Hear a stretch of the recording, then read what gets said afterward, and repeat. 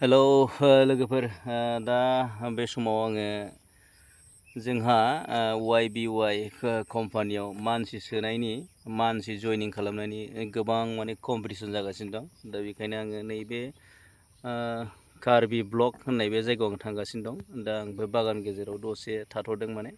दा बे समावनो आङो नोंथांमोननो बे बागाननि जिथुनाखि सिनारि बे सिनारिखौ नोंथांमोननो देखायबाय। जोबोद मोजां नुदों बे बागाना, नैबे उनथिं थानाय बे लामा। थ' बागाननि जिथुनाखि समायना भिउ बेखौ आंबो नुनानै गोजोननाय मोनदों आरो नोंथांमोनाबो थारैनो गोजोननाय मोनगोन आं बेखौ आसा खालामदों। थ' आं थांगासिनो दं लोगोफोर, नोंथांमोना नायबाय थादो आङो साबैसे मानसि दिनै जयनिं खालामनो हायो नोंथांमोननो दिन्थिगोन। थ' लोगोफोर आवगायनोसै।